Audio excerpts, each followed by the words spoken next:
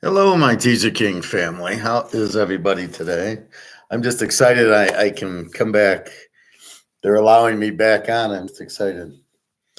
Uh, One lesson before you put creamer or milk in your coffee or tea, smell it. I just put sour half and half into my coffee, and I'm going, man, this tastes like crap. And it was spoiled. So just please do that first. They didn't have the regular brand, so I had to go to the Meyer brand and didn't last as long. Anyway, so I did a video this morning because it was the first time in a week. And as I thought about it, I want to just hone in on one of the topics I talked about, which is Bitcoin being like Caesar's Palace, like a casino.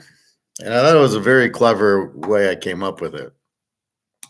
So as I said, let's get a different chip.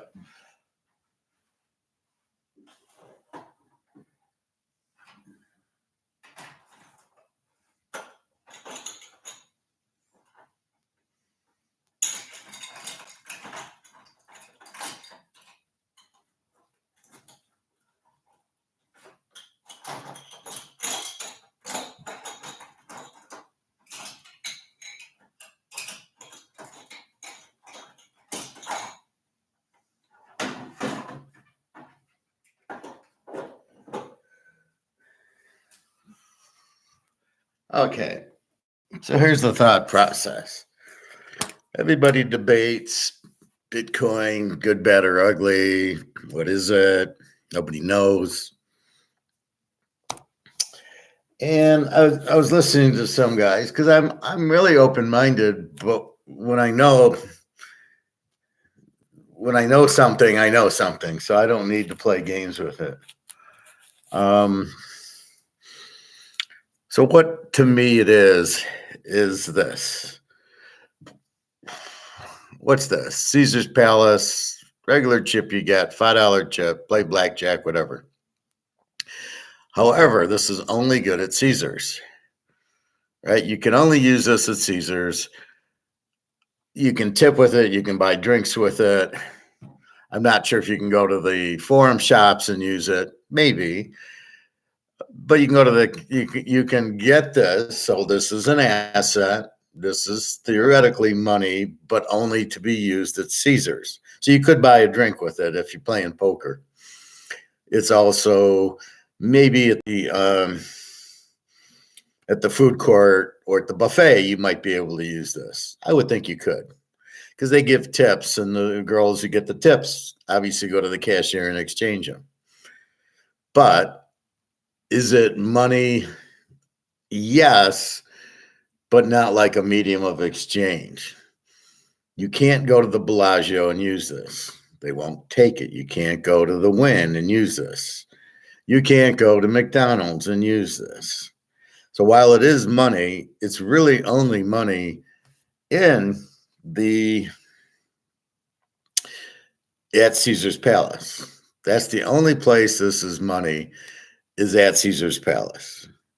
So while it is money, now it's better, it's not digital, but it says $5 on it. So it's worth $5. So there's not a question like Bitcoin, what's it really worth? Nobody really knows.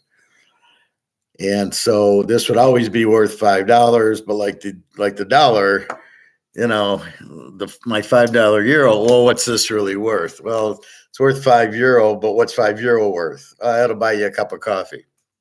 Okay.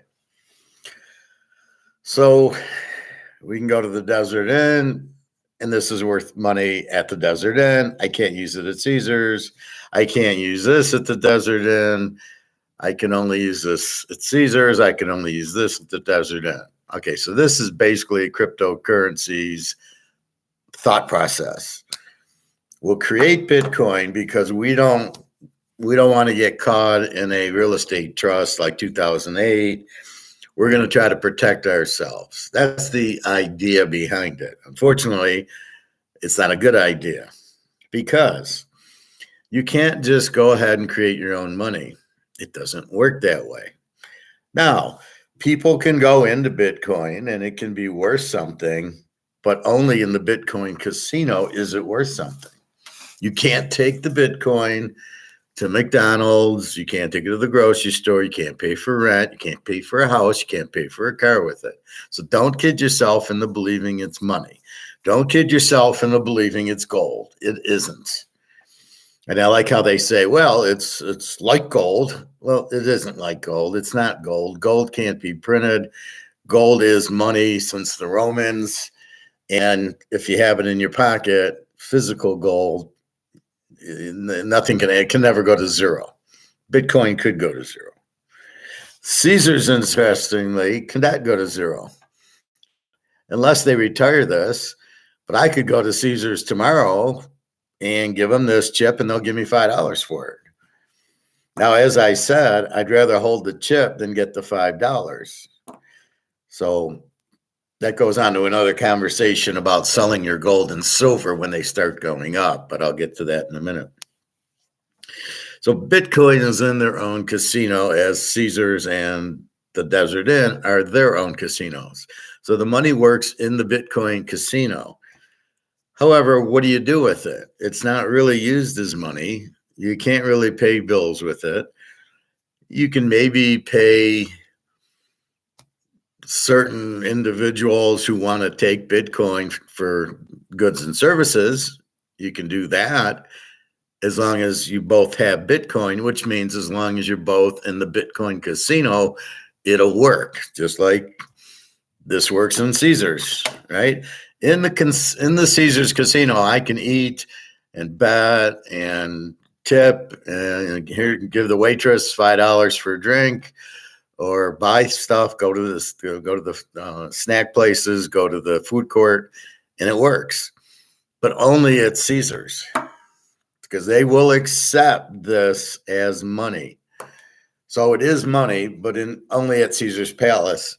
And that's really the point of Bitcoin. It's really only money in the Bitcoin casino. Outside of the casino, it's worthless, right? It says it's worth what, 60,000 now? Who knows? 60,000 what? And the bigger problem is when the dollar goes away, what's this going to be worth? Maybe nothing. Gold will always hold its value. When the dollar goes to zero, gold will hold its value. When the dollar goes away, what's Bitcoin's value going to be? It's going to be zero, because Bitcoin itself isn't a money. It isn't an asset. It's a computer chip or whatever you want to call it. This is the problem with Bitcoin. It's not clever. It's actually very non-intelligent, because it didn't anticipate the dollar going to zero. What's it worth? Gold doesn't need the dollar to have a value, right? The dollar goes out, gold becomes even more valuable, because gold is money in itself. And you cannot make Caesar's Palace money for going to McDonald's, and you can't use Bitcoin as outside of the Bitcoin casino. So that is the synopsis I've come up with to kind of explain what it is and what all the big thing is, because all the Bitcoin people are really only in it to make money, but they don't understand it's only in the Bitcoin casino where they make the money. So if Bitcoin goes to $1 million, great. But only, if this all of a sudden went up to 500, it's only at Caesars. I can only spend it at Caesars and get more money for it.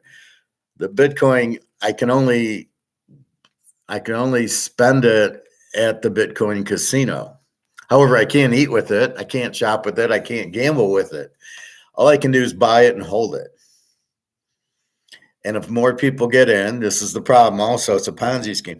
This is not a Ponzi scheme, because they give you the 5. So I gave them $100 and I played poker and I had an extra 5, so I kept it. So this is not a Ponzi scheme, because I paid for this and I got this, right? If you get something, you pay for. Bitcoin, the rationale is, well, I'll buy it for for 70,000 now, and it'll be worth $1 million. Why? Well, I don't know, but it will be. It's going to go up because, and it only goes in the Bitcoin casino up. But if there's no money, when the money runs out, because there's now, I said this earlier, $20.781 trillion printed. That's your M2 money supply. That's how much money is being printed. That's huge inflation. And yes, it's gone down. As somebody pointed out, it was 20.8. Now it's 20.7. Oh, it's really coming down. They're taking the money. Yeah. 20 trillion is basically it's worthless. You can't print 20 trillion of these and not expect the value to stay. So the value has zero. It is zero. Sorry, Egon, you think it's like 1%. It's not. You can't differentiate it. There's no way. Now you got a debt of 35 trillion, which means you got to print another trillion every quarter. So now this is going to go from 20 trillion 781 billion to 21 trillion. So what are you saying? And this is the problem. So the money has no value. So how's the Bitcoin, even if it goes to $1 million, with the dollars worthless? And this is the argument that you come in when I hear the guy at the health club going, oh, I was talking to my financial planner and he made me a lot of money. And I go, well, if it's a financial planner, you're in dollars. Yeah, well, your money's worthless. Because being an economist, I understand that if you print $21 trillion paper money, it has no value. So and I knew the guy wouldn't put them in gold because there's no commission in it. So let's say he made $1 million. I'm trying to wake him up going, look, I didn't have to do that. I had no remorse. I didn't have any bad intentions. I hear a guy so I bring up Attack on Wall Street all the time. The guy loses $60 million or $60,000. And I feel bad for him. I say it. If I would have met the guy in real life, I would have told him to buy 60,000 in gold, and he would have made 50% on his money at least, and he would never have lost. I didn't do it for me. I did it to help him. So I'm trying to help the guy in the club, but he doesn't get that. He doesn't understand I'm trying to help him. He doesn't want to talk to me about what are you talking about or how do you know? This is what I find from people. Which I'll get into in a minute, is comfortable in trust. So you see how it all goes together. That's how I think. So anyway, this guy's, he won't listen to me, right? And he says, well, you don't need money to have a nice life or to have a happy life or something. I don't know if he was inferring that I don't have money or what, but he just, he played the part of the mob boss, right? He just had that look, and he basically, I'm saying, well, you don't have anything. The money isn't worth anything because I'm sure it's dollars, because I know your financial advisor would never put you in gold. That's the problem with the financial advisors. So you're in dollars. So even though you made dollars, if I gave you $1 million Monopoly dollars, would you feel happy? You're rich, you made a lot of money, but the dollars aren't worth anything. And that's where we're going with the dollars. So back to Bitcoin, even if you do make a lot of money, it's in dollars. There's no such thing as Bitcoin money. Bitcoin is not money. It's just like, it's an asset worth what Caesars is worth. So this in Caesars Palace Casino is worth $5. Outside of it's not worth anything. Bitcoin in the Bitcoin casino is worth whatever, 60,000. We don't know why. It's just because it's a Ponzi scheme. So as more people come in, it makes the price go up. And if more people sell, it's just like Madoff. If everybody wants to get out, then the price went to zero and everybody lost everything. Well, that's Bitcoin basically. So the Bitcoin only works in the Bitcoin casino, and that's it. I mean, good luck going to Kroger's with it and seeing if you can do anything with it, because you can't. So that's the problem with Bitcoin. It's not money, because money would be the easiest way to explain it. It's got to be accepted, right? So I could take gold right now. I can take this to all the casinos and they would take it. I could take gold to all the casinos and silver. They probably would take it. They know what gold is. If I wanted to play poker and I had an ounce of gold, believe me, I went to Caesars. This says, well, I don't know. Look, it's $2,000. Give me $2,000 in chip. I would bet they would take it. Next time I go to MGM downtown, I'll ask them. So gold and silver can be used at all the casinos, and the dollar right now can be used at all the casinos, but not Bitcoin or not the Caesars chip or not the Desert Inn. This can only be used at the Desert Inn, which is now the Wynn, and this can only be used at Caesar's Palace, which is still there. So I could use it. I could go to Caesars, give me $5, and I get $5 for it. So that's kind of how Bitcoin is. It could only be used at the Bitcoin casino, which doesn't exist. But in the Bitcoin world, it only works on the Bitcoin. I had to laugh. I looked up what blockchain is, and oh my God, it's a general ledger. That's the new technology that a blockchain is. I use SAP and I download it into Excel and I look at ledgers all day when I'm working. And it's accounts and it's cost and it's payable. So I pay DTE, $100 for my electric bill. So I see it on the general ledger. It's not a blockchain. So you're calling it a blockchain? Like that's anything revolutionary? Give me a break. I've been doing that for my whole life. There's nothing big deal about a blockchain being a ledger. And then it sounds really stupid that people have to verify and check that it's actually, Joe had $5 to give Phil $3. I mean, what a stupid concept Bitcoin is. I don't have any problem if I go to the grocery store and I give them my debit card or my credit card, and I say my debit card, it sees what's in my account, and if I spend $50, it says, "Yep, you're fine." We don't need to check it with all these people, and they got nothing better to do than check it. And what happens when you run out of these little coins? There's no incentive for anybody to check any of the transactions. This is by far the stupidest thing I've ever seen. With my background, I can cut right to the chase and realize this is insanity. But anyway, it only works in the Bitcoin casino, period, not outside of it. So people want it to be, we can go to any casino with Bitcoin and use it like we can with gold or the dollars, and you can't. Only the dollar and the gold can be used at every casino. Russia's going to come out with this gold-backed currency. They're going to announce it May 14th at the Kazan conference, which is the BRICS conference in Russia. It's already been green lighted. So they're going to come out with this gold-backed currency, which can be used at any of the casinos.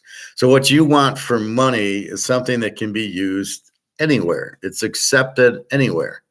Bitcoin's not accepted at all the casinos. Therefore, it can't be money. I was listening to some guy talk about what is money. It was one of these Ivy League talking, real pristine, obviously a public speaker that would draw your attention. He didn't know what money was. He says, well, it's a language. No, it's not I guarantee you it's not a language. Money is money.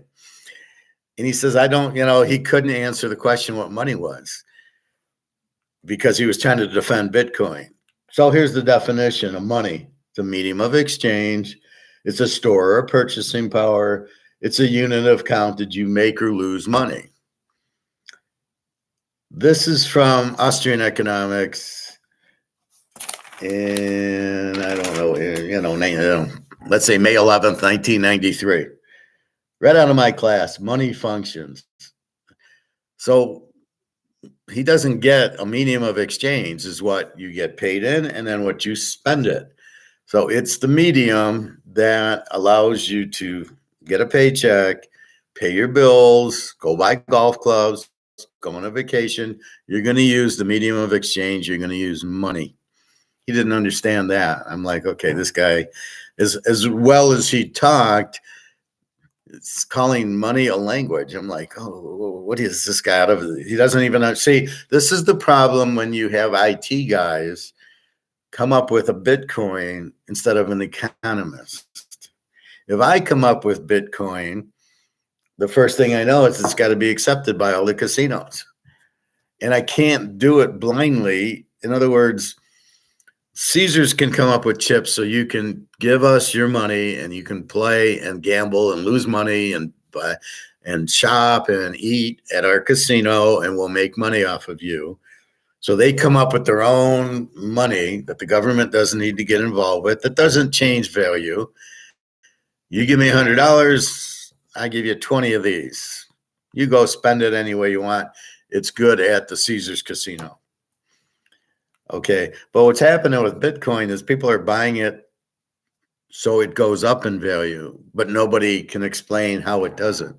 And this, from what I can figure out, it's just like, it's not even Madoff. It's worse than Madoff. There has to be a new person who buys a Bitcoin to make the value go up. So if everybody leaves Bitcoin, when the crash is about to happen, we're going to have a stock market crash. The currency is going to go to zero. People aren't going to hold on to their Bitcoin. They're going to say, I need the money, and they're going to pull.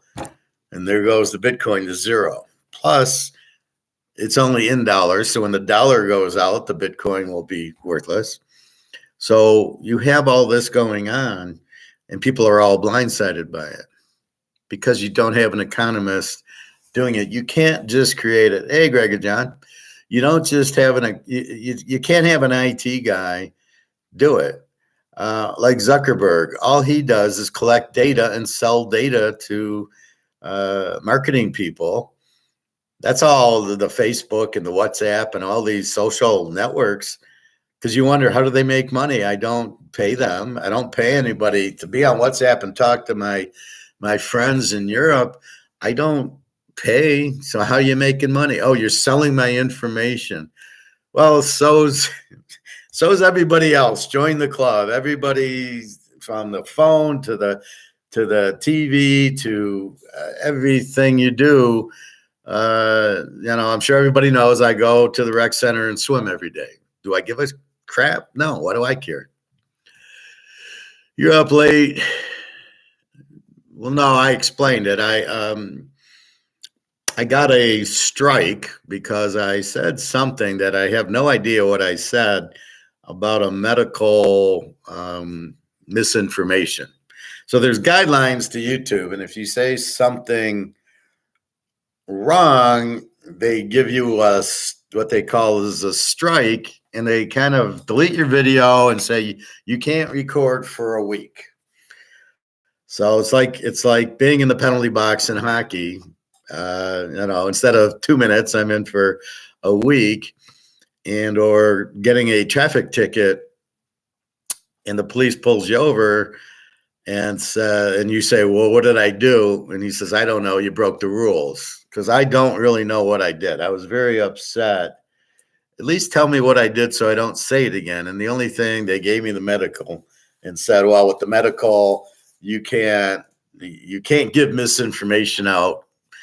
And I'm like, I don't know what you're talking about. The only thing we talk about is our doctor friend. And I don't even want to mention the word right now, just for fear of it. Bobby Bo, how are you? Yeah. Yeah, I was always fine. As I was telling Greg John, I was on this morning. I came on at 11:30. I gave some basketball tips. I wish I was on yesterday. I gave North Carolina as a 30-unit lock over Michigan State, laying 3.5. And I gave Oakland getting 6.5. Those were my two plays yesterday. So, but I couldn't, and I don't have your email. I couldn't email you. And there's really no way to contact.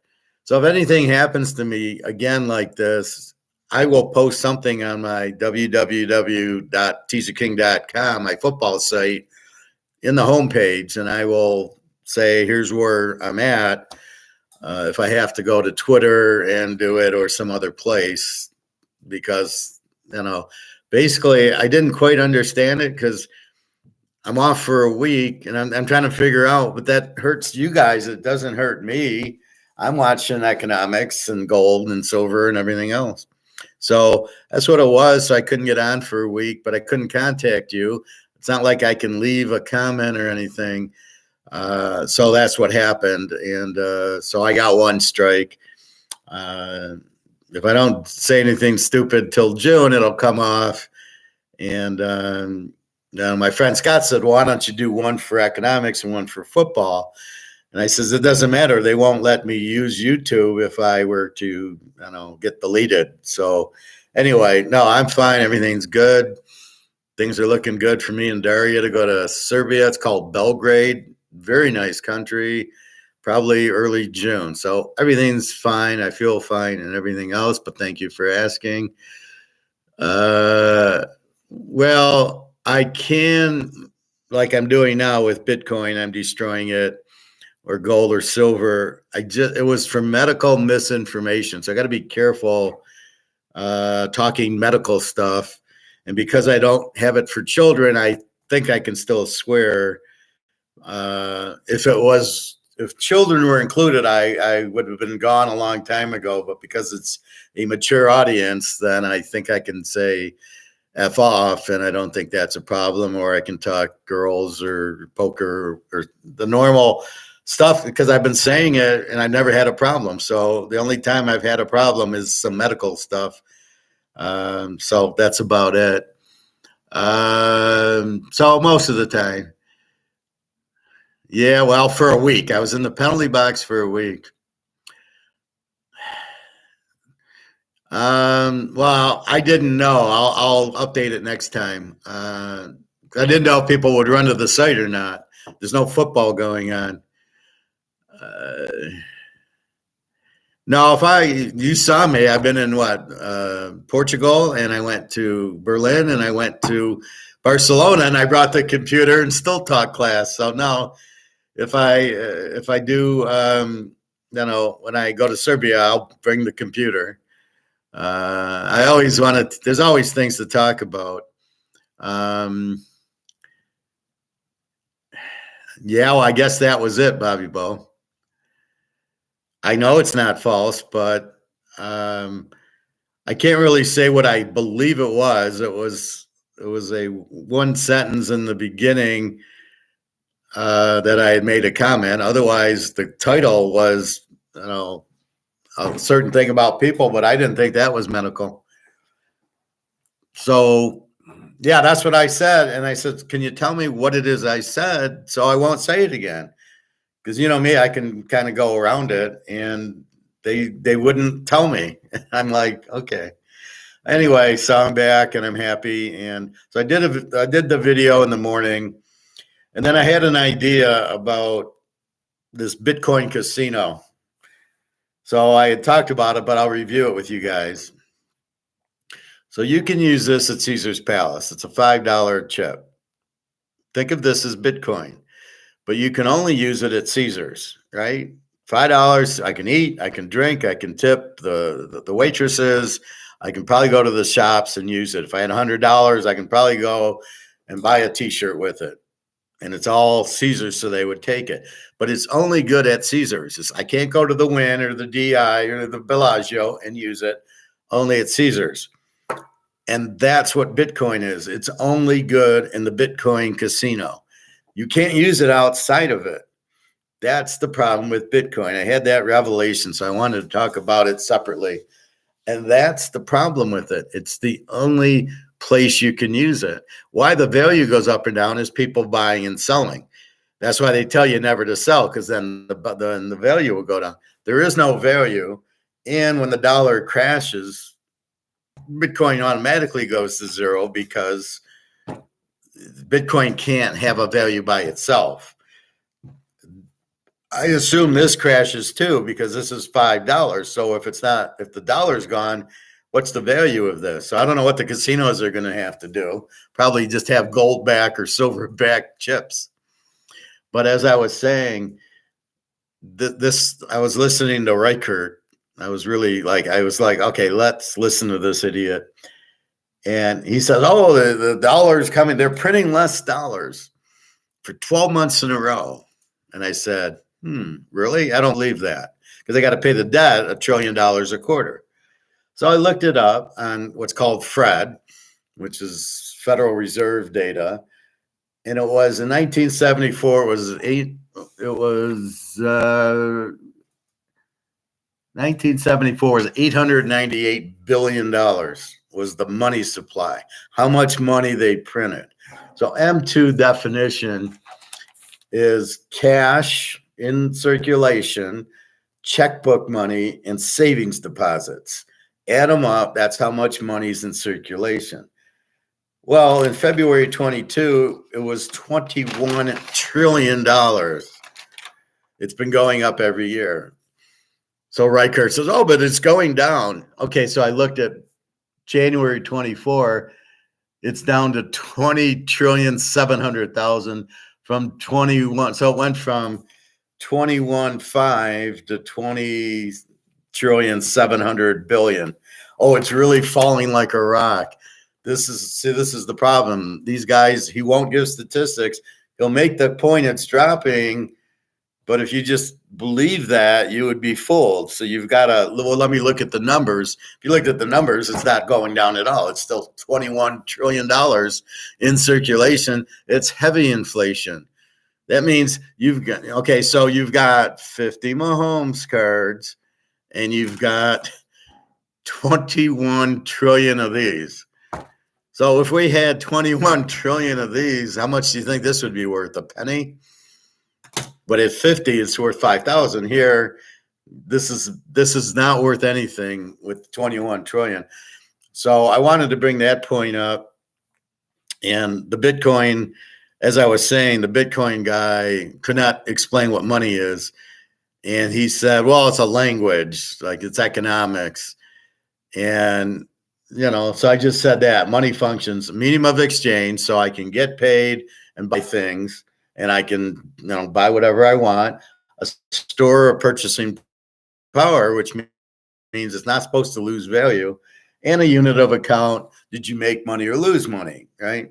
Keeping your balance. That's what money is. It's basically the medium of exchange, right? This is what money is, but you're not supposed to screw it over and make it less valuable by printing 21 trillion of them.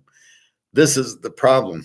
So I'm watching these guys and they're just, one's dumber than the next, right? So that's the problem. Let me see.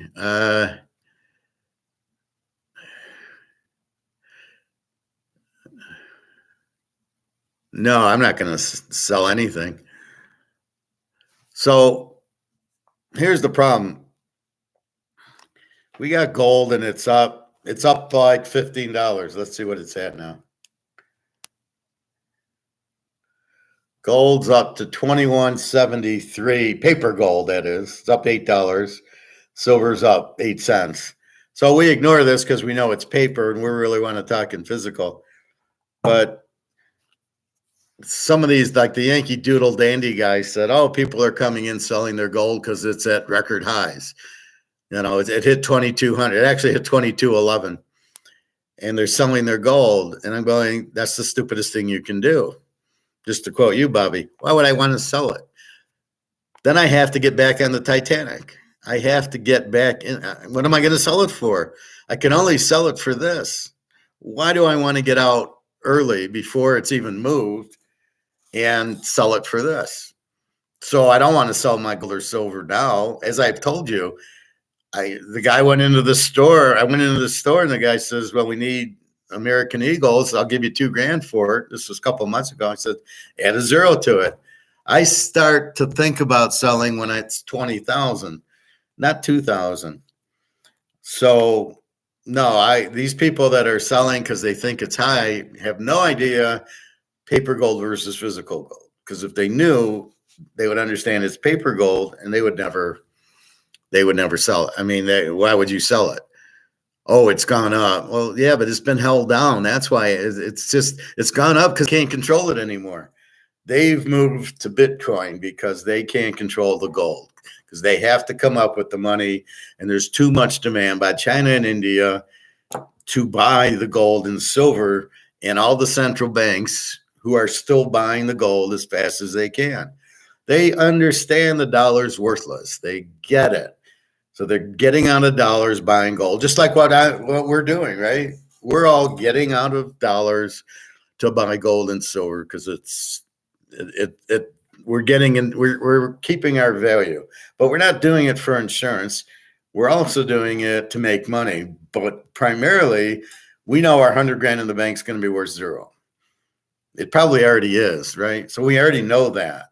So therefore, if I can still buy $100,000 worth of gold with my useless money in the bank, I'm buying it. We're ahead of the game, right? So, but we don't want to sell it now and get back on the Titanic. So the Titanic's sinking, and we get off into the lifeboat. We got our gold.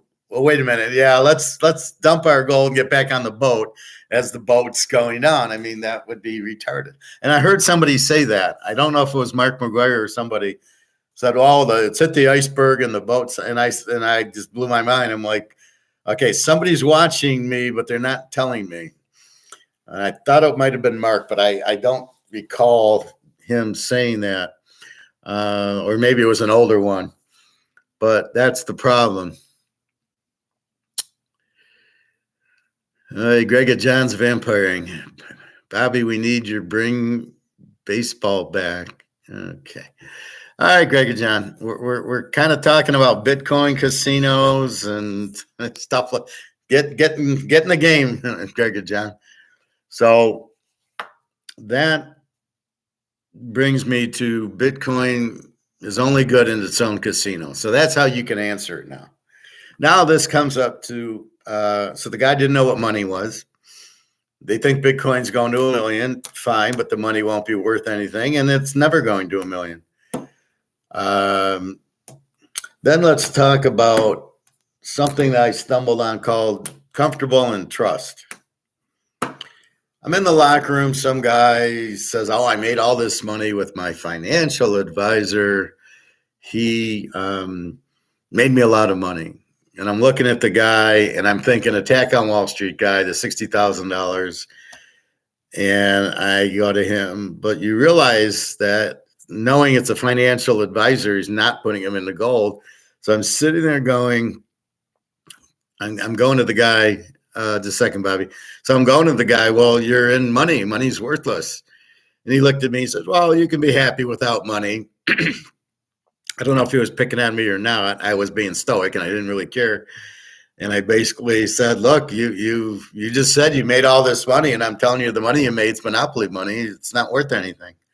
So I started thinking about that, and I came up to this comfortable and trust phenomenon that I hit. Just like the Bitcoin casino, I just came out of thin air. Greg is vampiring. That's vintage. Greg's, yeah.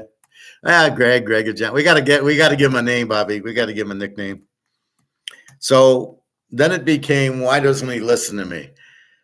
So if somebody came up to me and started saying, well, your money is worthless, I'd probably talk to him. Well, what do you mean? I'm interested. What, enlighten me. Why do you say that? Then I would say gold, but I would listen. He didn't even want to listen to me. And it came out to, he's not comfortable with me because he doesn't know who I am, and he doesn't trust me. He doesn't trust if I tell him to buy gold, he won't trust me. And so it became a comfort and a trust issue. So you're comfortable with somebody, like we're all comfortable with each other here, and then you trust me because I give you take Kansas City over Baltimore and they win. And you go, yeah, Professor gave. Then I give you take Kansas City over Frisco in the Super Bowl, take Mahomes, and I produce winners. And then I've earned your trust. You go, wow, he tells us this stuff. It wins. I trust him. He's not going to tell me that. And then yesterday was North Carolina was a big lock, laying 3.5. They should have been laying 10. So I gave that, and that won. Today I don't. Today I like that one team playing Duke, and Duke killed them, but that was not the same as North Carolina. And the other thing I love in the basketball tournament, they have home field advantage. How do you give North Carolina home field advantage? You know, you're playing in North Carolina. Oh, okay. So my point is, how do I? That's the problem I think I have at the gym. They don't know me, so they're not comfortable with me, and they don't trust when I say gold, but they won't let me explain it to them. Even the communists started to trust me because I could explain it to him in a way that he says, yeah, that's right. Now, Bobby, for your thing, mark May 14th down. There's a summit in Kazan, Russia. Apparently, they've got the green light to go ahead with the BRICS gold-backed currency. And they will be announcing it. This was on Mark McGuire yesterday. Here, I think I got a short on it. Hold on.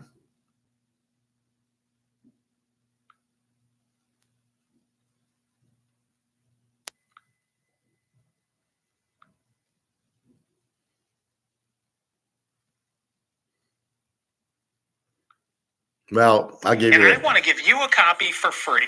Liquidity providers are predicting this to be the last.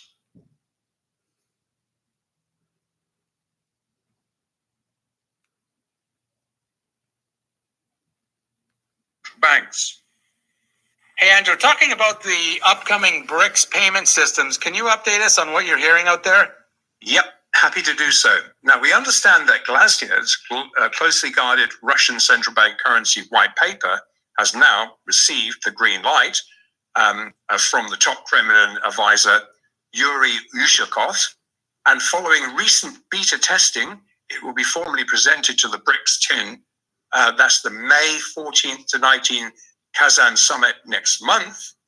Given the BRICS 10 plus members control the lion's share of the multi-trillion-dollar oil and energy complex, the scale of this upcoming de-dollarization process cannot be underestimated. And everyone that I hear.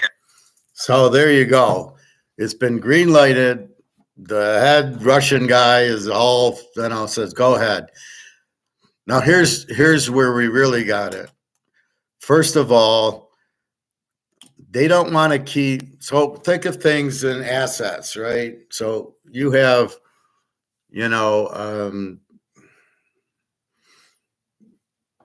let's say you got Mickey Mantle's 500th home run. Let's say you got the ball and it's worth what? $100,000? But you don't want dollars for it. You want gold and silver for the ball because the dollars are worthless. Even if you got the dollars, you'd have to go to the gold store and turn it into gold. So that's what they're doing with the oil. Saudi Arabia and Kuwait and Dubai and Russia, all the leading oil are tired of selling their oil for dollars. They want to sell it for gold. So believe me, the incentive is there to get this gold-backed currency out. I don't know if it'll be out May 14th, but it'll be announced in the summit. Here we go. And you can see it. And then I was watching some Putin's getting really frustrated because they won't let the war die, right? France, according to the general, France has no army, right? It could guard Disneyland, right? That's about it. So France is not invading. Well, it's not going to Ukraine to invade Russia. That with what, 500 people? I mean, so that's not going to happen. But Putin's getting pissed about it already. Then there's this mall that got blown up near Moscow. Fortunately, it was not near Darius. She's in St. Pete. So the other St. Petersburg, not the one by you, Bobby. This one's in Russia, but there was like 20 people got killed or injured, and they're blaming the Ukraine. So his motive to get the U.S. dollar out is very, very high right now. So it's as much gold and silver as you can buy, Bobby. I would suggest you empty the till and just, if you buy some gold, buy quarter ounces, and then buy another 500 ounces of silver, because it's a joke. $24 is a joke. It'll go much higher. What else he said is that the U.S., the Federal Reserve, is buying the last bit of derivatives to try to keep the price down. Like, what do they think? We're idiots? Like, the price is going up, and it's because all the central banks are buying. So the Fed's sitting there trying to do the derivatives to try to keep the price down. It's hysterical. So anyway, they don't know what they're talking about, and well, Luke can sleep. I mean, but yeah, well, Luke's just got to watch. He's just got to watch the video. Yeah, that's why I wish I had you guys' emails or some way of getting a hold of you if there's this problem, or if something pops up. I got to do a video at 11 o'clock instead of just sending out a email to the class going, here's what's happening. But anyway, so back to the trust issue. If you're not comfortable with me and you don't trust me, you're not going to listen to me. And I think that's why your family doesn't listen to you, Bobby. Is not that they're comfortable, but they don't trust you. When you tell them you're buying silver and gold, it should be an automatic. Well, if Bobby's buying it, buy me some. But yet they don't. They resist. That's a trust issue. Why don't they trust you? And the girls trust me. I mean, when I tell Daria and Jenna about gold, they're like, yeah. I mean, they're all into it. So it's funny in Europe. All of Jenna's friends, they all understand gold. I haven't talked to Daria yet, but we'll meet in Serbia. But see, they have to. Why don't they trust you?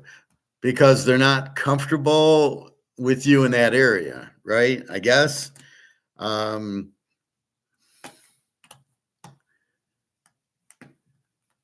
Well, no, it's a trust issue.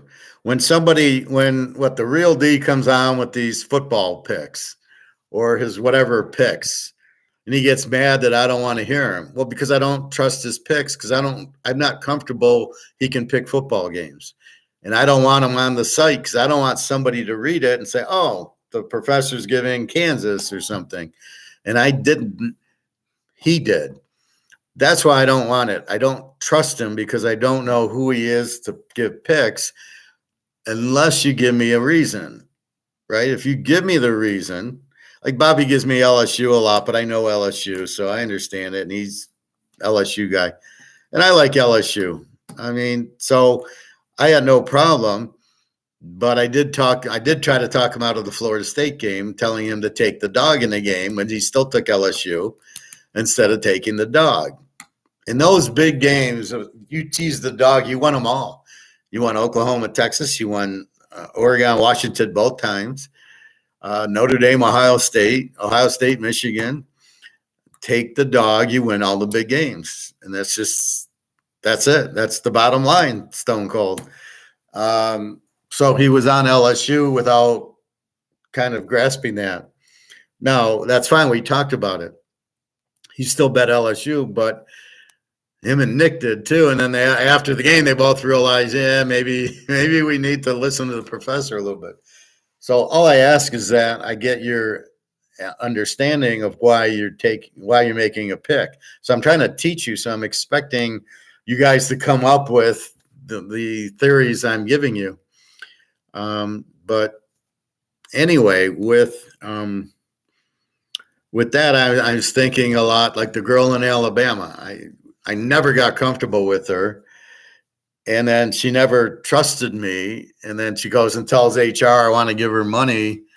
If Cincinnati wins, if I win the Cincinnati bet, I'm going to give her money. And she takes it wrong. And I'm sitting there going, that's ridiculous, But again, I was never really comfortable with her. Some of these girls are so shy. You don't know if they're shy because they don't like you, shy because they do like you. Most people are normal, and you can tell they like you, and they smile and say hi. I saw my friend today, Chelsea. She just got married, so I owe her a quarter ounce of gold. I said, but she didn't. She didn't. She had a small wedding, but she's supposed to have a bigger wedding. So then I'll give her a quarter ounce of gold. That's the people that like gold and silver. I help them out. So I saw her today. So we're gold people.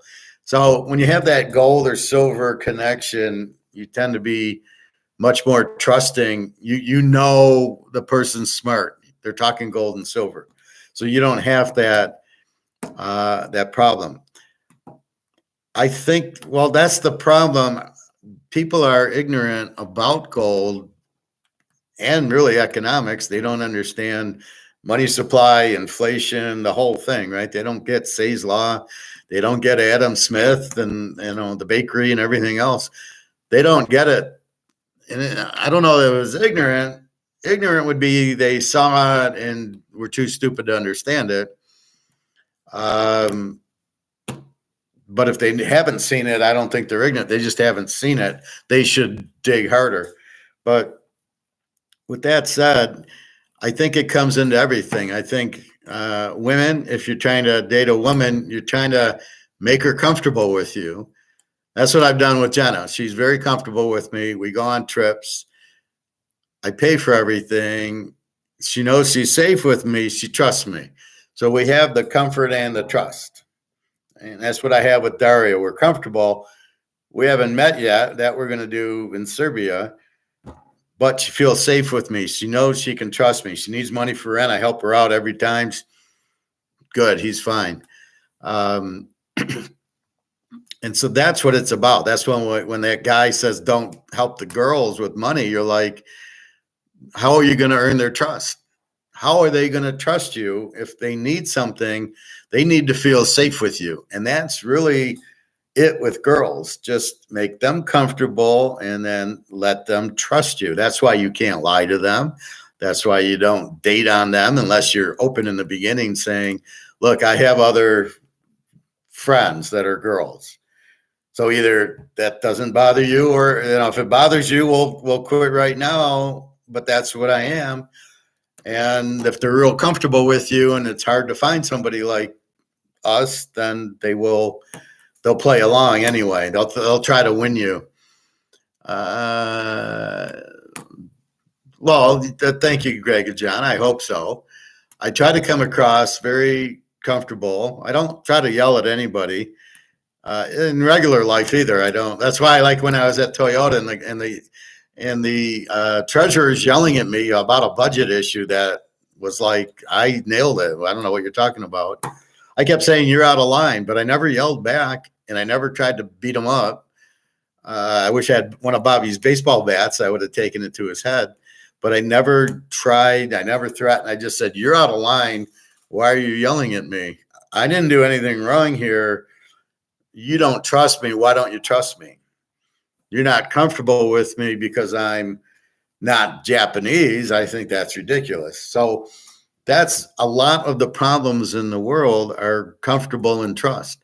Mostly people don't trust other people. You almost have to prove the trust. So in Jenna and Daria's case, I have to help them with money. Then they can trust me. And Jenna knows about Daria because she saw me text her with hearts and I love you. And she saw that and she got mad. And now she's like, well, I still, you do help me. We're not married. So I think she's understanding it more. But she's comfortable with me and she does trust me. She knows about Daria, but I didn't leave her. I'm still there. So she's like, okay. And now Daria doesn't know about Jenna, but I don't know how to present that yet. Let's meet first, and then we'll go from there. But I'm not trying to hurt anybody, and I help them both, so they can't say anything. But that's really what the trust is that you don't lie, cheat, steal from the people. They can count on you and rely on you, and that's how I've lived. And then when I tell somebody about gold, it really pisses me off when they don't listen. Well, you got money. Well, it's going to go out. You need gold. Oh, I don't want gold. They don't even understand it's paper, but they don't want it. And it upsets me. And I say, okay, fine. I'm not going to, then we're not going to have any more discussions. Even the communist wants gold now, because I was able to explain it to them in a way that they print dollars and they can't print gold, and gold can't go down. And to go back to the casino scenario, this and gold are the only two things that work at every casino. Bitcoin only works in the Bitcoin casino. This only works at Caesar's Palace. I can't go to the Bellagio to work it. However, this and gold and silver will work at any casino. I bet if I go to Bellagio and I have an ounce of gold and I said I'd like $2,100 of chips and here's the ounce, I bet they would take it.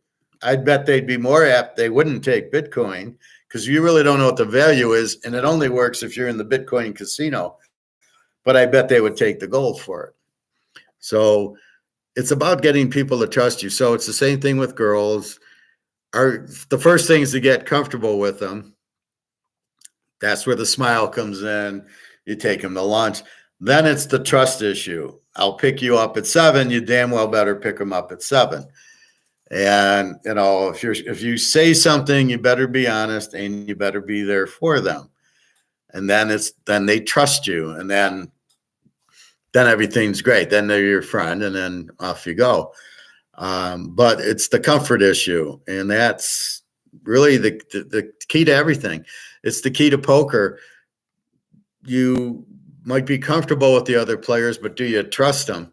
And you can't. It's poker, so you can never trust that the other guy is going to be obvious. I mean, that's the point: is to not be truthful.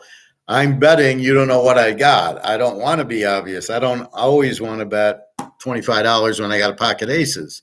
I want to switch it up. But poker's kind of a liar's game. You're kind of deceiving so the people don't know what you got, right?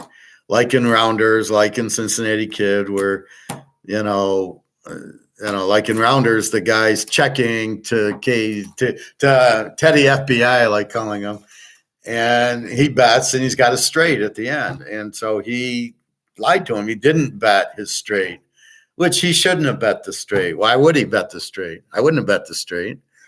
Probably on the river I would have. That I would have done for sure. Well, Greg and John, you've got to trust us then. What is your problem that you don't have? Why are you broke? What happened? And then if we can help you get money, but you got to trust us and be comfortable.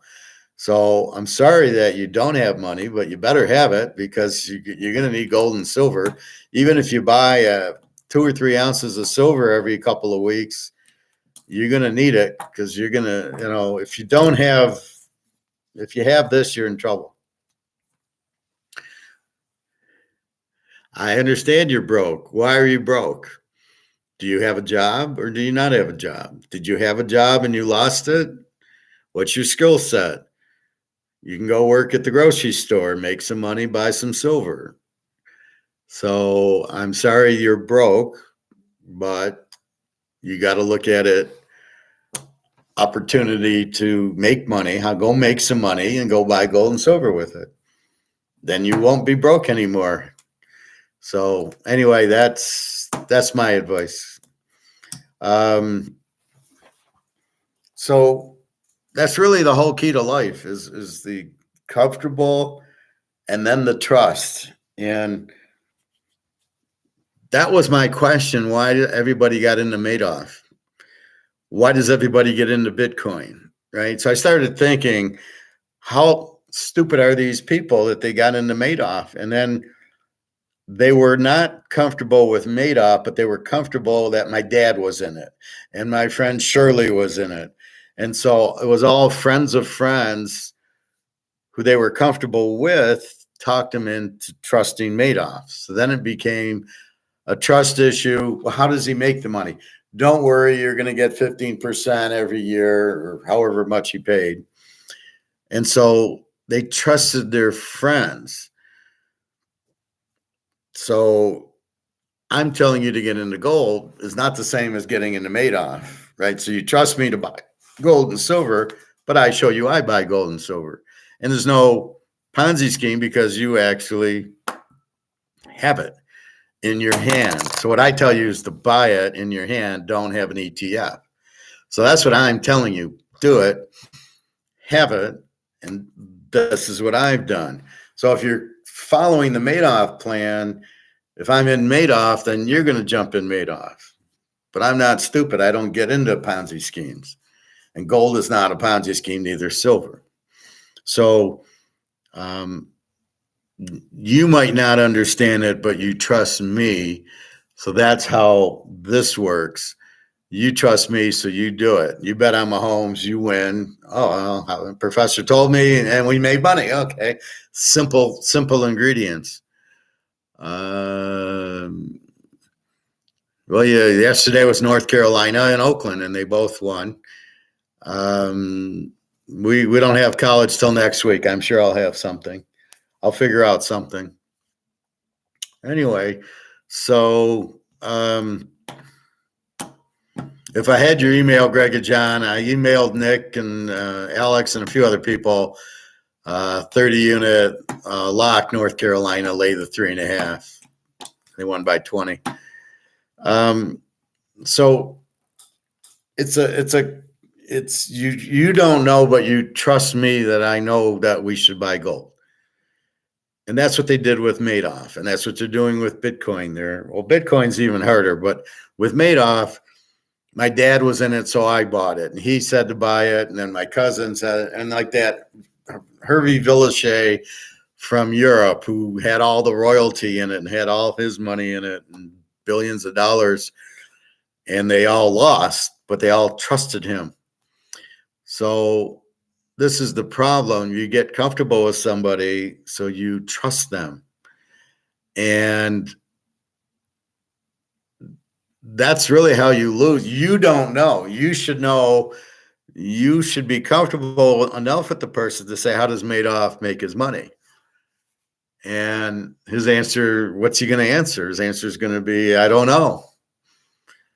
So I'm comfortable with my brother-in-law when I was married, and he got into the Madoff thing. He told me about it, and I said, well, how's he make his money? Well, I don't know. Something with shopping, like strip malls, and I'm going to make 10%. And I just laughed. I said, you can't. You're not making 10% on strip malls.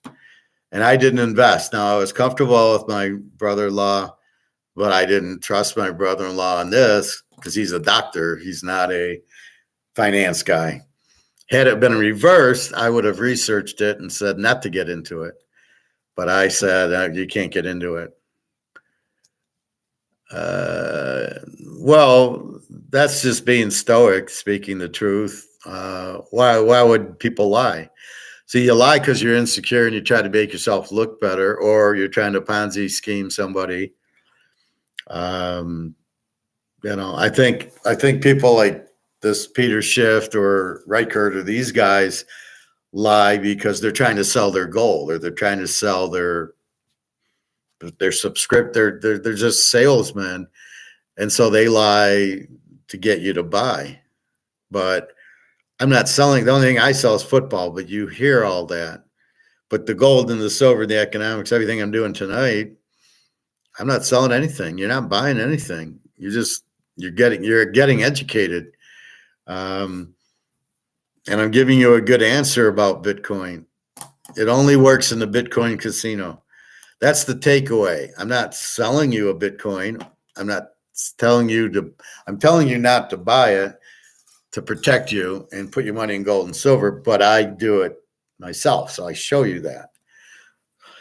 So that's the thing. So you can be comfortable with me.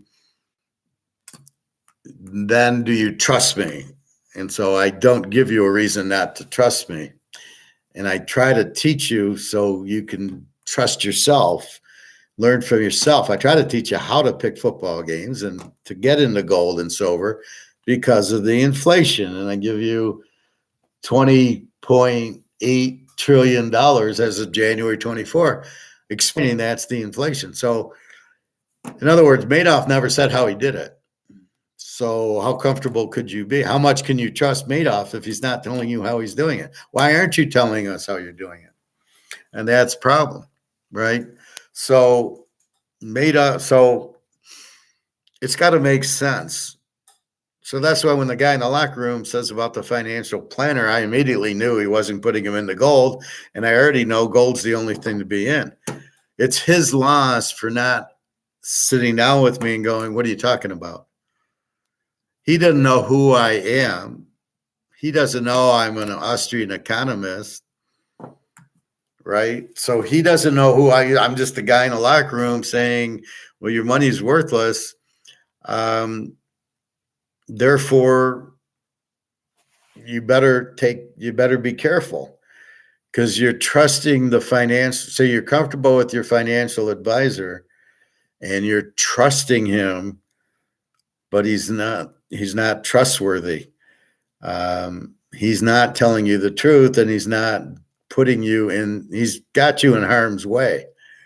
Now, he might not understand the stock market's going to crash, the dollar's crashing, all the money's going to be pulled out of the US because they'll start realizing it. It doesn't matter for the reserve currency. You got $20 trillion that you printed. You're not going to be the reserve currency much longer. And now we add the BRICS currencies coming out May 14th. In Kazan, Russia, he's got the green light. He's going to go with it. There you go. Now that we've got that, you're golden. I mean, you've got 5 different black swans. You got banks ready to collapse because the higher interest rates. So with all that being said, then you've got to learn, be smart enough. Who do I trust? So the girls know I would never hurt them. Jenna, Daria, they know I wouldn't hurt them. So therefore, they're comfortable with me, and I don't lie to them, and they can trust me. It's funny, Jenna saw me texting Daria. Now, I didn't care. Daria's my friend. I'm with Jenna. I started on WhatsApp. I love you. Have a nice day, Daria. And Jenna sees it. Now, did I care? No. I wasn't trying to hide it. I wasn't lying to her. Do you have a girlfriend named Daria? I didn't say no. I said, yeah. I said, so what? And she got mad at me, and I just kind of laughed like, okay, I'm still going to be friends with Daria. You know about Irina, who just had the baby in Romania. So, you have Natasha's your friend. She just happens to be a girl, not a boy. You had a boy. Jenna gets this guy he goes to Poland to visit his family, and it's a long drive. And then she drives with him, and then she doesn't have to worry about taking a train to Poland.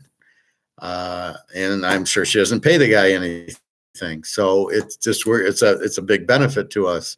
I don't care that she takes a ride with the guy. He's helping us out. If he's making your life easier, what do I care? I'm not a child. So this is the thing. So then she made a comment, how's Daria doing? And I calmly answered, not lying, telling the truth, saying, well, she's fine. She does have high blood pressure like you do also. She gets it every once in a while, but otherwise she's fine. And I don't know if she wanted a fight. I don't know what she wanted. I was stoic. I was like, she's fine. Like, it's nice that you're asking about her. It's nice that you're concerned. She never asked me about her since. And everything's still normal with her. She needs money for a window. I gave her for food. I gave her. So there's no reason to lie. I wasn't going to lie. I wasn't going to fight with her. Even when she said it in Germany, I didn't fight with her. I just kind of said, well, what are we doing? Where are we going? Where are we going for dinner? As simple as that. So, but I want to give Daria a chance, but there's no reason to tell Daria about Jenna yet until I meet her. So, but she's very comfortable. She's comfortable enough with me to meet me, but I think she wasn't at first. I think she's getting more comfortable. I sent her like the 20 best things to do in Belgrade, Serbia, and it looks very nice.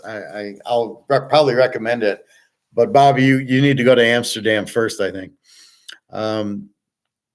But it looks like a real nice place. And then I sent it to Daria and she liked it. So I think we're going, but she trusts me. I'll obviously pay for the hotel and the food and the shopping and the airplane and everything else. And I think once she meets me, then she'll be very comfortable with me. Well, I think she is, but she'll then totally trust me. So it's like, oh, I can trust them. And I think with women, like Jenna brought Natasha in. This is my friend Natasha, and Daria is bringing her friend Katya in. And I think when you start getting the friends in and the family in, then they're very comfortable with you and they trust you. And I think that's the trust thing. But that's the thing. So that's really the key to life, is just being around people that you're comfortable with and don't lie to them and they trust you. And that's really that's the real key, is the trust. I was watching this thing on Charlie Sheen, his life. So he started acting, whatever, and then he grew up and all the movies he's been in. Then he started talking about all the girls he's with. And he's been married like 3 times, and the longest he's been with the girl is like a year. Even in the marriage, maybe 2 years. Even in the marriage, it was 2 years, and then he sleeps with all these porn stars and escorts. Well, if I'm married to Daria or Jenna, I'm not sleeping with escorts, right? I mean, that's when you don't have anybody, right? But when you do, you cut that out, right? So I'm really, this guy's got a serious problem. He keeps obviously needs a lot of girls and needs a lot of sex, and he's in trouble. He doesn't know he's in trouble, but he's in trouble. And they're all models, and they like him for a little bit, so they're comfortable with him because he's got money. And I think they lose the trust issue because he's out with other girls on them. And girls are not, you don't marry a girl and then cheat on her. You can't. So I think what happens, it's a trust issue with the girls. They don't trust him. So he keeps breaking off, meeting another girl. What these girls are thinking about, this should be the biggest red flag in the world, unless they're just using him for his money. Why would you date Charlie Sheen? It never lasts. He's going to go out with 100 other girls. So you either accept it or that. And he's been out with porn stars who are out with all these other guys, and they don't like it. So very interesting life, but it's with him, you can see it's a trust issue.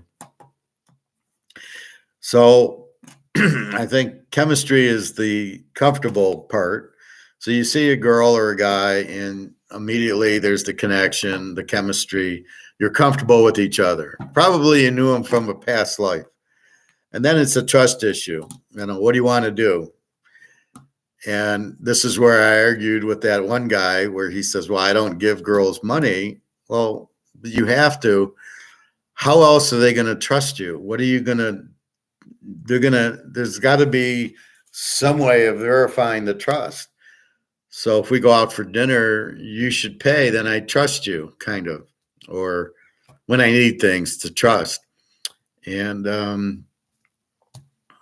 like now, Jenna's in Berlin, and she got the ride. She took the train to Berlin, and her friend was there to pick her up. And she's staying with the friend. And the girl was there when she arrived on the train, and now they're in their apartment, and they went to a symphony yesterday. And that's the whole thing, right? So she trusts the girl. Now, if the girl didn't show up and blew her off, she wouldn't trust her anymore. They wouldn't talk. That's how you lose the friend, is the trust. So if you say you're going to do something, you do it. Now, if you don't want the friend, just don't say anything. Just don't, I got other plans. I'm not, you just don't talk. Sort of like, if you just don't want to see a friend anymore, you just stop talking to him. But I think the problem is the comfort. Is it real or fake? And that's what happens. So when I bring up gold and silver, I'm talking to some people I don't know, I've never met, but my goal is to teach them about get out of dollars, get into gold and silver. That's what I'm trying to do. So when they don't listen to me, and my friend Julia, she's like the head lifeguard, but we talk gold and silver. And she goes, screw it, just don't talk to them about it. If they don't want to listen, more for us, is what she said. She said, I used to try to help people. Said, forget it. And that's the other part, as you're saying, Greg and John, they're not ignorant. They just don't want to, they don't want to know. They don't want to, it's not even that they don't even want to trust you. They don't even want to know, because it's too hard of work to go to the bank and take out 500 grand and go buy 500 grand worth of gold and silver. They don't want to be bothered. In their mind, they believe that the 500 grand they have in the bank is fine. Bobby, your name came up at Chinese yesterday. So I'm talking to this guy, and I says, we start talking gold or economics. And I go, Bobby Bo's in my class, and he knew you. A lot of people know you. A lot of the older people know you.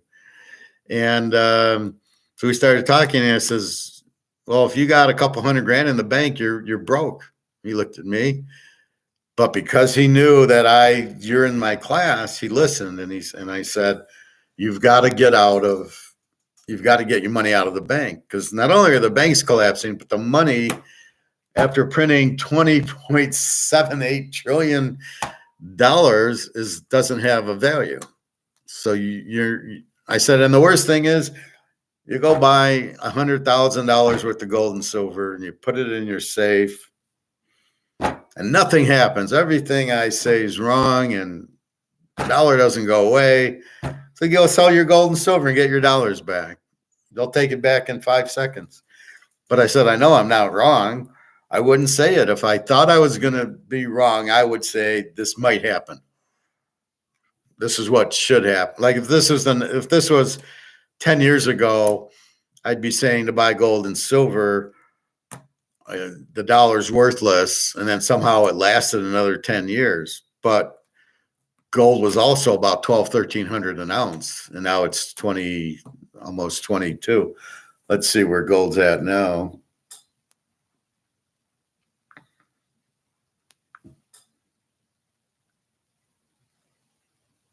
$21.70. And silver 24.68. There's such jokes, but this is why Egon says don't watch, because it's the paper price. It's all manipulated by the COMEX banks, JP Morgan and Bank of America and everything. And we know that. So that's why we don't get excited over the prices, but we do like to watch them, because if they go up, and we could sell them for higher, or if they go down, we could buy more. So really, we're very, very lucky that the price is low, because the price, if they just let the price be free market, which is what it should be, gold would be over $25,000 an ounce, and silver $2,000 or $3,000. But because they've been price fixing it, we're able to jump in at this ridiculously low $25 an ounce and $2,000 an ounce. But that's the difference. So it would have taken longer had Biden not been in office, printing the money the way he's printing it. I mean, in the last 3 or 4 years since he's taken over, they probably printed 10 of the 20 trillion. It's unbelievable. I think I still have that page up? No, I don't. Well, you love gold. Well, keep in mind, if we keep it in the casino thing, it's the only thing that works at every casino. Gold is money, and money is the only thing that works at all the casinos. Bitcoin won't. The dollar will go out. So now let's add that into our equation. What's Caesar's Palace going to do when the dollar goes out? They have to have a. Do you think the casinos are going to trust the digital currency? I don't know about that. They deal in cash. If it's another fiat paper currency, they're not going to like.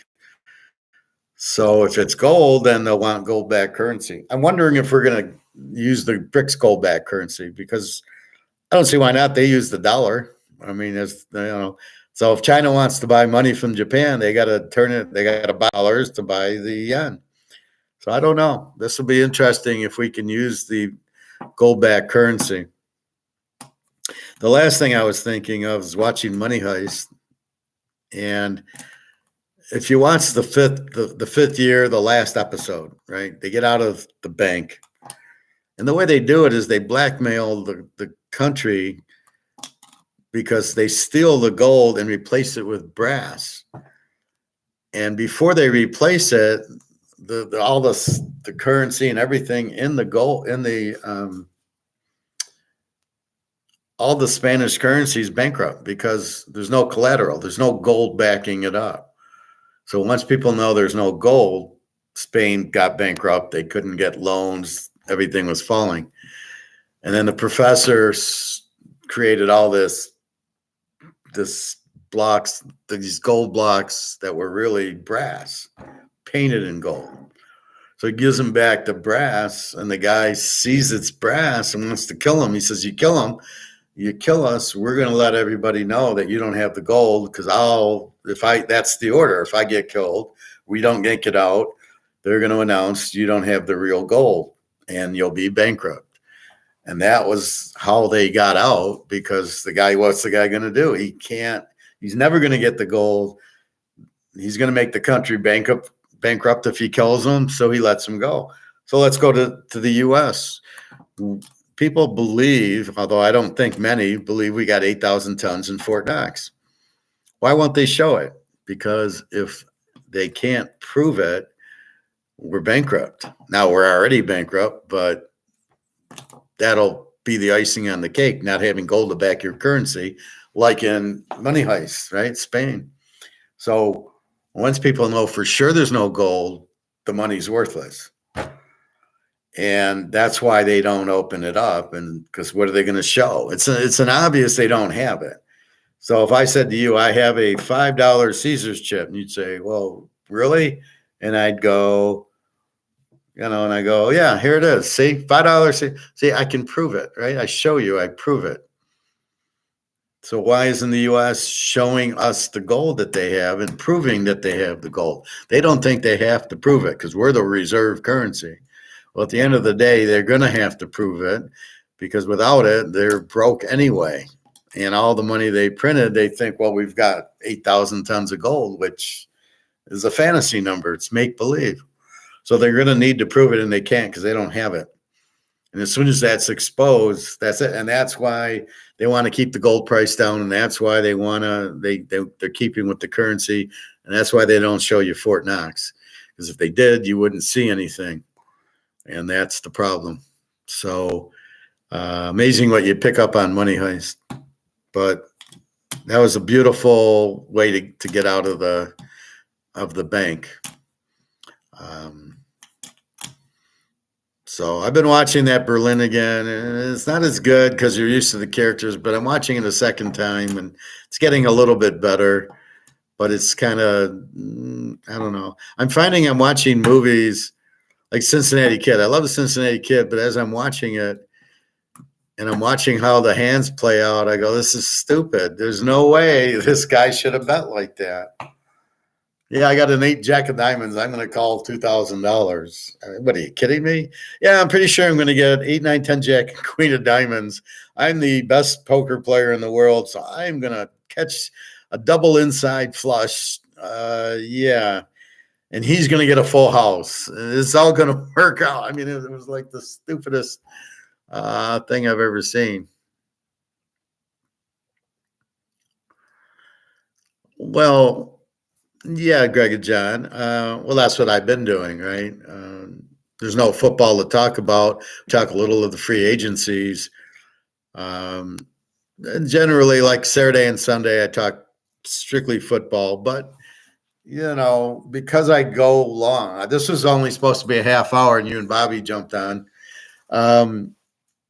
because I just wanted to explain this Bitcoin casino. Because if you really think about it that way, that's really what it is, right? Bitcoin is only accepted in Bitcoin, in the Bitcoin world. Everywhere else it's not accepted and nobody likes it. Only in the Bitcoin world. Just like you can use your Caesars, but only at Caesar's Palace. But the dollar and the gold, you can use at all the casinos. I thought it was a beautiful analogy. So really, I wanted to talk about that and this trust and comfortable thing. I think that's the key to life is you meet people you're comfortable with. Are they going to mate off you or not? And that's really the issue. How do you trust somebody? And really, there's no perfect way. You've got to, can you pick me up at 9? And if they keep giving you excuses, you can't trust them. Somebody would want to pick you up. Like if Bobby, if you flew to Detroit, I would say, I'll pick you up at the airport. And what time's the flight? And I would be there. And if we reversed it and you said, can you pick me up? And I said, no. And then, can you drop me off? And I said, no. Well, then really you can't trust me either, because unless I have an excuse, that's a real good one. You're going, well, this guy's not reliable. I don't trust him. I'm comfortable with him, but I don't trust him. But your real friend that the trust is theirs. I would offer, I'll pick you up at the airport. When are you coming? Then I'm there. Then okay, I trust him. He volunteered and he was there. It's the person that, like my brother would use me. He would take us, we would go to dinner. Let's go to dinner. Okay. And then he would pay. Now, I never asked him to pay. He'd just pick it up. And then he'd start, well, can you pick this up at the store for me, or go mail this letter? I don't work for you. Yeah, but I paid for dinner. So he's like, well, because I paid for dinner, you should do these things for me. Oh, well, no, then don't pay for dinner. I don't need dinner. And I got frustrated that he would pay for dinner. I can afford dinner. Like, I don't, and so now I don't even talk to him because I don't want to go through that. I don't want to, there's nothing. I don't trust him, and I'm not comfortable with him. And I think that's what you have, Bobby, with your family. And I think we all have it with our families. You don't have a choice. So you're not comfortable with a lot of the people in your family. You might trust them, maybe, but you're not comfortable with them. But you don't, this is your brother. Well, I'm not comfortable with him. Yeah, but it's your brother. You don't have that choice. And that's, I think, what the family problems are. The marriage problems, I think it's hard to continue. In other words, if I had a hamburger every day for dinner, I would get bored of it, right? I would want steak. I'd want chicken. I want ribs, or pig's ears. And I think that's the biggest problem with marriage is it's the same girl every day. It's the same meal every day. And that's what you try to, how do we not have the same meal every day? is a happy marriage. And I think that's what hurt Charlie Sheen. He couldn't take the same meal every day. He could only take it for a year, but that's the problem. And then that's why I think a lot of marriages fail is the trust. I think they get bored of the hamburger every day. Then they go out with other people, and then the trust goes away, and then they start yelling, and then they get divorced because he cheated on me. No, he didn't. He just couldn't handle a hamburger every day for dinner. And that I think is the problem. How do you avoid it? I have no idea. Let me think about that one. But I think that's the problem. That's why there's so much divorce. How do you be creative? The beauty thing that we like about poker or football, it's a different game every week. We never have the Lions play Chicago every week. And if we did, we'd get bored with it, wouldn't we? So then it's the Lions, Minnesota. It's the Lions, Green Bay. So that's why we like football. It's once a week, and it's a different game to analyze. Poker, it's a different hand. I can have pocket aces one hand and 2-9 the next. It's a different hand. It's not the same. Even blackjack, roulette, it's not the same. We're playing blackjack, but sometimes I get blackjack, sometimes I get 16, sometimes I get 11. It's a different hand every time. And then how do you make the marriage where it's not a hamburger every night? That is really the problem with it. We like the variety. Unless somebody like saves your life, then you're so thankful for them. But otherwise, I don't know how it works. I don't know how you have hamburger every night and it works. I don't know. Greg is what do I think of the Steelers with Wilson? Where do you come up with these questions in the middle of we're talking economics and hamburger every day?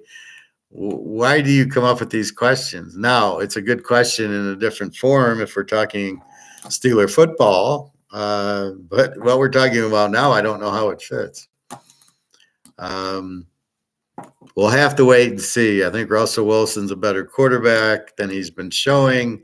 Will he fit on the Steelers? How good's their offensive coordinators? Not really good. Fields, as I said, let's put it this way. We don't trust Fields. So if we do this trust thing for football, we don't trust Lamar. We don't trust Josh Allen. We don't trust Fields. I kind of trust Russell Wilson from Seattle. We trust Mahomes. We trust Burrow. We trust Herbert pretty much. We don't trust a lot of the coaches because I don't even know who half of them are. We kind of trust Stafford, and we don't trust Geno Smith at Seattle, but we do trust Brock Purdy. So it ends up being who do we trust, and that's how we make our bets. It's a comfort and trust thing. Am I comfortable with Mahomes? Yes. Do I trust him? Yes. Do I bet on him as much as I can? And that's the problem in football when you get these drafts and these new coaches and the Russell Wilson going to Pittsburgh. We have to wait and see. We can't trust anything of these new guys. Can we trust Daniels from LSU? No. We trust him at LSU. Can we trust Bo Nix and Penix? But that's where I get my draft is I trust them. I do not trust Drake May. I don't trust Caleb. I do trust Hartman. So I trust guys more than the scouts because I'm looking at it as, do I trust them? Are they going to make us money? Are they clutch quarterbacks? I look at that. They look at arm strength. Drake May, well, he's got good arm strength. You didn't do shit at North Carolina. Come on. So you don't trust him. We don't trust Lamar. He doesn't win a big game. We certainly don't trust Tagliabue, who never wins a big game. So that's really the bottom line in everything, right? Do we trust the gold? Do we trust the stock market? Do we trust the Russians? Do we trust this? Do we trust that? And that's, I think, what it is. So some of it we have to take, and we're not comfortable with it. Like, certain things the government does, the taxing system, the dollars. I don't trust when they say there's no inflation because I know there is. And I tell you why. So I'm not comfortable with them. So I don't trust anything they say because I'm not comfortable with them. So it's kind of unique, this whole comfort and trust thing I came up with. But I think that's what happened with Madoff. If Bobby's in it and he's saying he's getting paid every month for 5 years, you can trust he'll pay. We don't know what he does, but he will pay us. Then do we get into it? We're comfortable with Bobby. We trust Bobby, but this isn't Bobby we're trusting. This is Madoff. And that's the difference. If Bobby was going to pay us, we would trust that. But because it's Madoff, we've got to learn not to trust Mate. We can't. It's got nothing to do with Bobby. Bobby gets paid, but do we trust Madoff? And we still don't know. Bobby, I don't know if he trusts Madoff, but he's getting paid. So do we blindly go into something? And my answer is never. I don't blindly go into anything. If I don't understand it, like Bitcoin, I don't understand it. I'm not getting involved. And then when I see what it is, and now I realize it's a Bitcoin casino, like Bellagio, Caesars, Bitcoin. And now that I understand exactly what it is, I don't want anything to do with it. Plus, it's in money, it's in dollars, which are going away. I'm very comfortable that you can't print $21 trillion in a few years and that the dollar has any value. And I don't know if that's just in the U.S. or not. Like when they say there's money outside of the U.S. and U.S. assets, I don't know. I don't think they're talking that because they'll say, well, there's 130 trillion of U.S. assets outside of the country. So now is it 150 trillion dollars? And you want to think inflation's tame? Then there's no way. So you can't trust people. You've got to understand what you're trusting. You got to understand gold. It can't be printed. The dollar's worthless. The gold can't be printed. The gold's going to have a value. So you can trust the gold because you understand it's an asset, it's money, and it can't be printed. So they can't inflate it. And they're fighting to keep it down. And then here comes our Russian friends saying gold-backed BRICS currency. And so that's the reason. So now we have the reason we can trust it. Well, you're welcome, Greg and John. So, yeah, so Wilson I like, but we'll have to see because we can't trust him on Pittsburgh yet. We trusted him on Seattle, and then something weird. Then the coach came or whatever. He went to Denver, and it was really we don't know what happened there. I know I've seen he's really good. I can trust Cam Rising. If he's not the first quarterback pick, there's a problem next year. But I trust him. He's been working out for Utah. So we're going to pound Utah. We're going to be betting thousands of dollars on Utah next year, as long as Cam Rising's knee holds up. So really, that's what I had.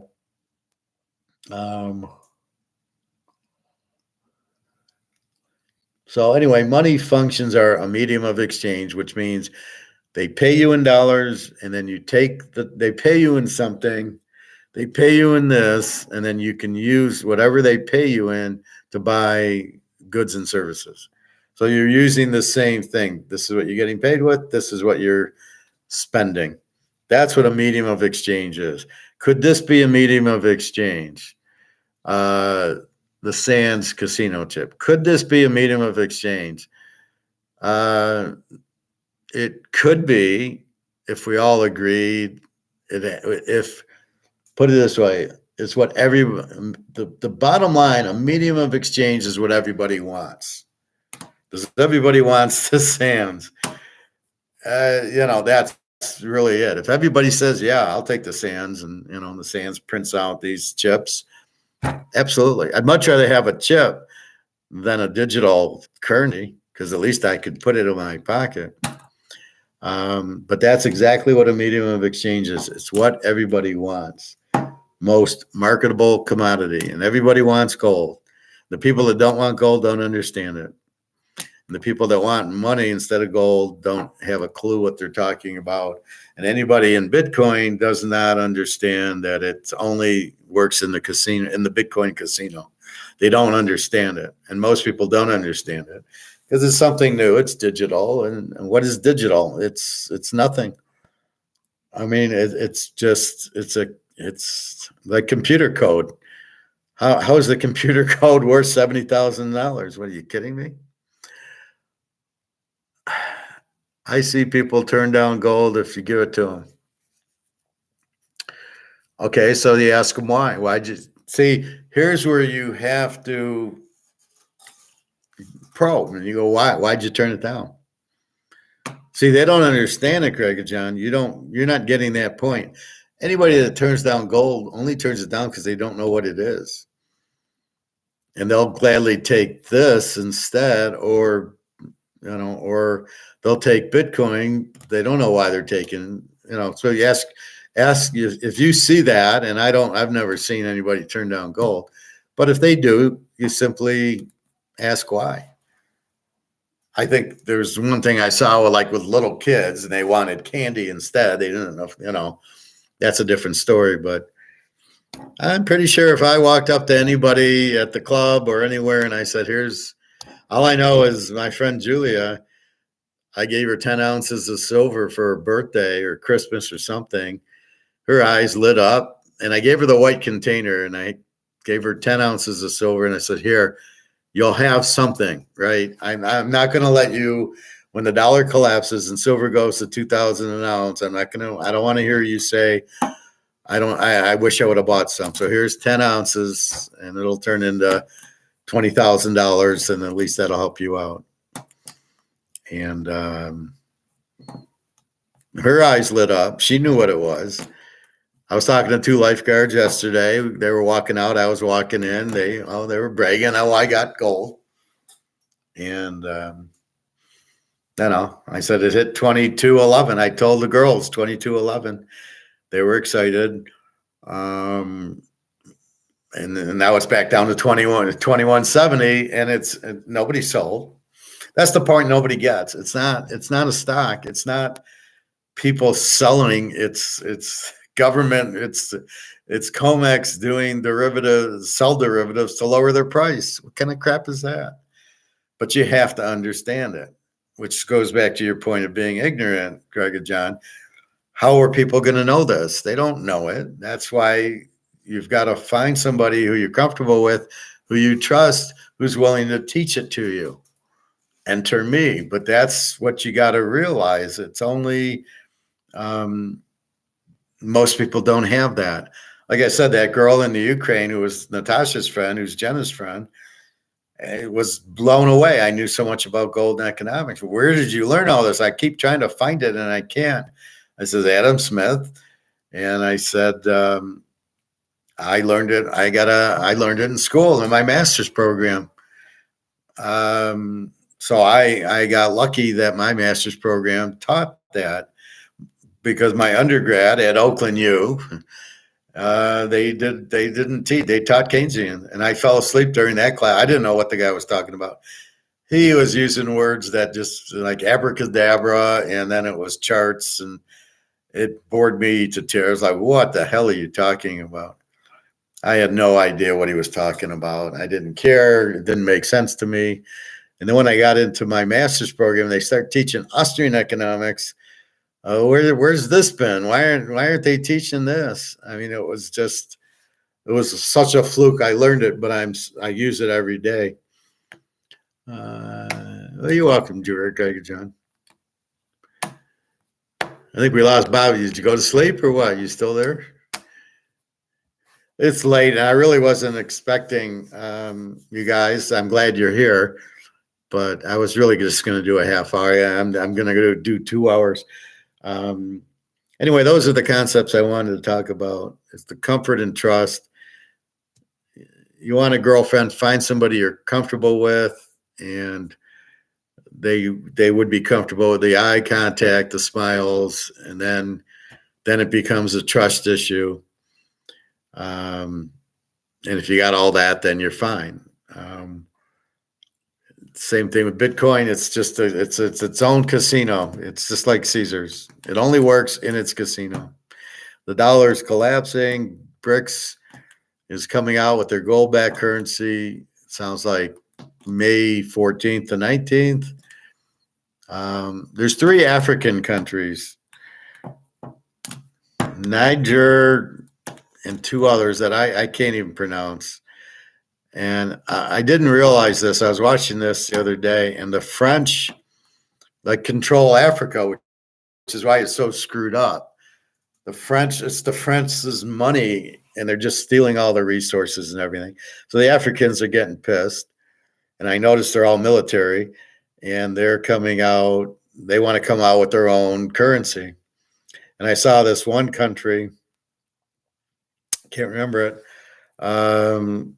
They're coming out. They have gold. I saw, and I don't know if they're coming out with gold currency, but I saw he had gold. So they get it, right? The guy in Africa in the middle of nowhere with the lions and the tigers, he's got gold. So France has been screwing everybody up. They will not invade the Ukraine to get to Russia. They have no military to do it. The U.S. has no military to do it. Russia's actually backing these African countries. And Putin's getting really pissed that they won't end the war. He's like, I got to move because it's business. All he cares about is business, and he can't do business if he can't do the military. It's like he's constantly doing the military. They won't end the stupid war. It's all George Soros, right? They won't end the stupid war. They're keeping out French. Well, we're going to send troops in. No, they're not. They don't have troops to send in. And what are you going to send in? 1,000 troops against all the Russians? Are you insane? So I don't really understand it. As soon as Russia comes out with that gold-backed currency, which they're like chomping at the bit to do, it's all over. Nobody will take the dollar, and we printed it to 0 anyway. So just understand, sell your dollars for gold and silver. If you need money, you can always sell some gold to get dollars to pay your bills. Otherwise, you want that's sort of your life. The gold and silver is your life. It'll buy you a house. It'll feed you. It'll do everything for you. And I really hate the connotation. Well, I can't eat gold and silver. Oh, I'm sorry. Can you eat this? Can you eat this? Can you eat a Rolex? Can you eat this? Can you eat the Mahomes card? Like, just, it's so stupid. What are you talking about? You can't eat gold or silver. You can sell it for money or whatever the medium of exchange is to buy the food at the grocery store. They're not going out of business. So anyway, that's really the point. So with that said, have a good night. I will be on at, I don't know. I've been swimming.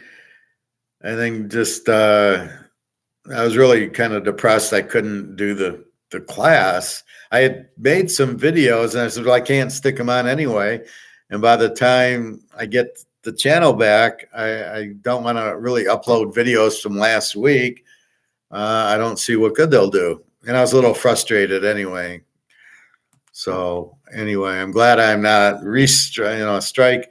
I didn't like that it was, they didn't explain. I knew it was for medical stuff, but they didn't. You said XYZ. Okay, I won't say it again. There's nothing I need to say, or I can come up with a different way to say it. But I'm not trying to impute it. I'm not trying to say something as a radical. I'm just trying to teach. So I don't know. I was kind of bothered by it, but hopefully we'll be okay. So I'm going to shoot for,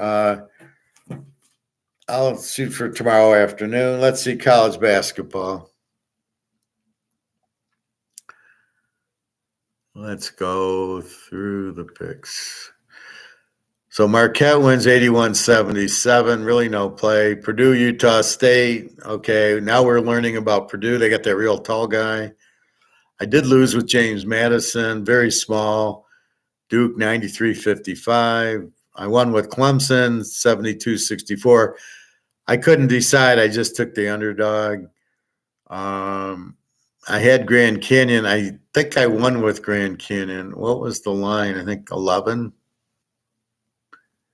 And I don't know. I thought it was like 11, or they won by 11. 72-61. UConn over Northwestern I had. Houston over A&M I had. And I had Yale, just bullshitting around. But those weren't really bets. Yale and Grand Canyon, they were just kibitzes. So we will look at next week. What day was it, the video? Well, when it happened was last Saturday, and they deleted the video. But I think you might have already been on, so you would have caught it.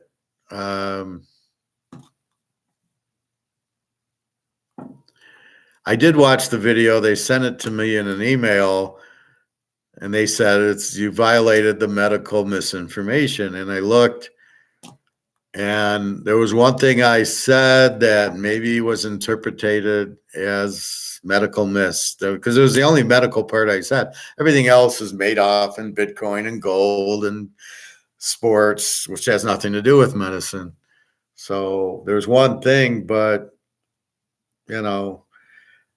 I've said things like that before, and I've never had a problem with it. So I don't know. The video was a week ago Saturday, and I got something Saturday night. I was shocked. So I keep looking like tonight, like, am I okay? Am I deleted? Am I striked? And fortunately, I don't see any, because I'm getting paranoid now. I mean, I've got to slow down so I know what I'm saying or not to say. Right? I got to be careful. Yeah, see, I got nothing. I think they would have said something by now.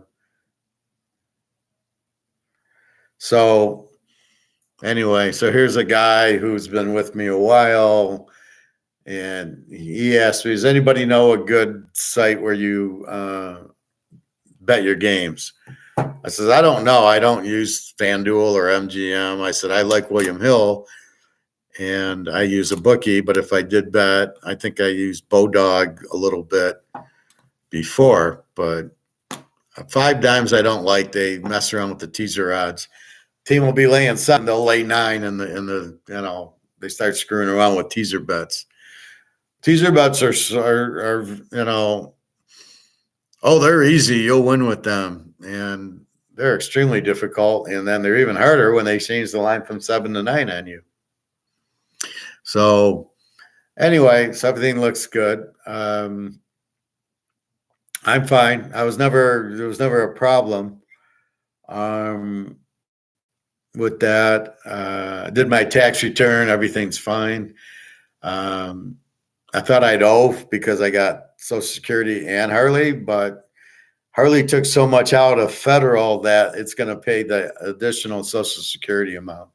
So I'm very happy I'm breaking even. Now I can afford the trips. I got to go meet Darius probably in June. And then Jenna, I don't know when I'll meet. Probably after that, because we're coming in, unless I meet her in April. But with Daria, it'll be, she had to wait till her daughter's done with school, which is June. And then her mother has to watch her daughter. So we got to wait for the mother to get there. So I said, well, I don't want to go in August because it's way too hot, way too expensive to travel to Europe. So I said, let's do June. Let's do as soon as possible, not July. So I think she's okay with it. I think June will be fine.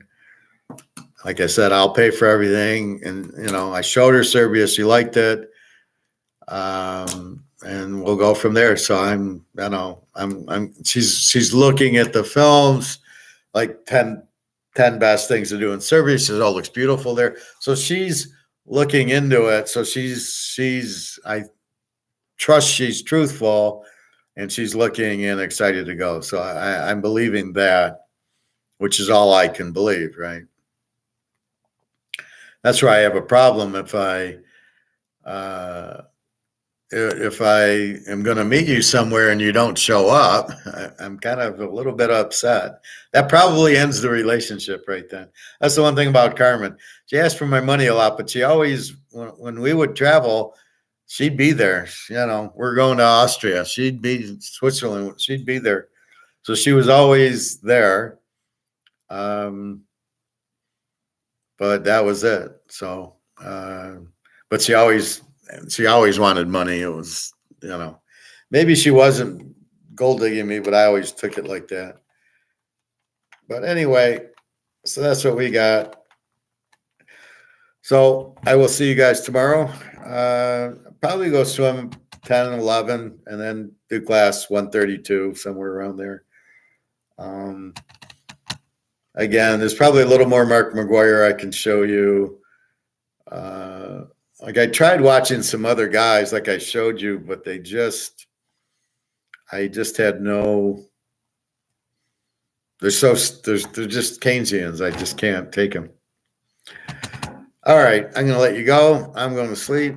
Have a nice day tomorrow. Enjoy your Monday.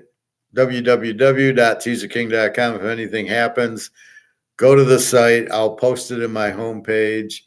I'll have my IT guy type in something, and then I will look for other resources to do live chats that aren't as restrictive as YouTube.